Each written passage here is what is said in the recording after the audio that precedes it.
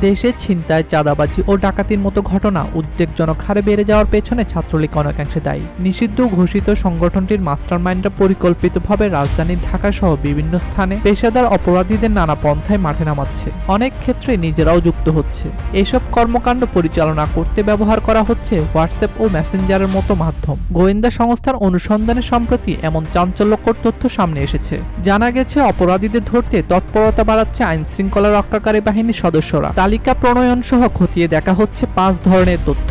ইতোমধ্যে মাঠ পর্যায়ে নির্দেশনা পাঠানো হয়েছে। গতিবিধি পর্যবেক্ষণ, রাজনৈতিক সম্পৃক্ততা এবং সম্ভাব্য ভবিষ্যৎ পরিকল্পনা সম্পর্কে হালনাগাদ তথ্য সংগ্রহ করা হচ্ছে। পুলিশ সদর দপ্তর থেকে পাঠানো নির্দেশনায় ছাত্রলীগ নেতাকর্মীদের পূর্ণ নাম ও পরিচয়, জাতীয় পরিচয়পত্র নম্বর, পাসপোর্ট নম্বর, রাজনৈতিক পরিচয় ও সংগঠনের অবস্থান, অতীত ও বর্তমান কার্যক্রমের বিভিন্ন জিডি বা মামলা থাকলে তার তথ্য জরুরি ভিত্তিতে দিতে বলা হয়েছে।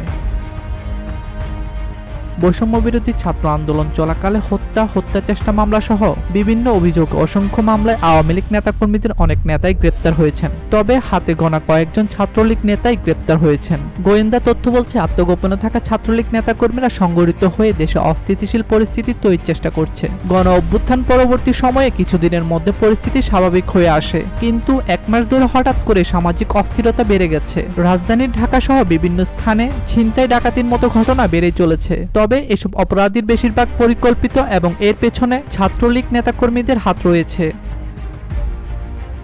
একই ধরনের অভিযোগ রয়েছে পুলিশের পক্ষ থেকেও। পুলিশ বলছে, নিষিদ্ধ ঘোষিত ছাত্রলীগের নেতাকর্মীরা দেশের আইনশৃঙ্খলা পরিস্থিতির অবনতি ঘটানোর অপচেষ্টা চালাচ্ছে। তাদের হাতে অবৈধ অস্ত্র ছাড়াও কালো টাকা রয়েছে। এই দুই শক্তিকে ব্যবহার করে নতুন করে সংগঠিত হওয়ার চেষ্টা করছে তারা। পুলিশ সদর দপ্তর বলছে, ছাত্রলীগ নিষিদ্ধ ঘোষিত সংগঠন। আইন অনুযায়ী এদের সব কার্যক্রম শাস্তিযোগ্য অপরাধ। শুধু ছাত্রলীগ নয়, হিজবুত তাহরিক সহ নিষিদ্ধ ঘোষিত অন্যান্য দল এবং সংগঠনের বিষয়েও খোঁজ খবর নিচ্ছে গোয়েন্দা সংস্থা।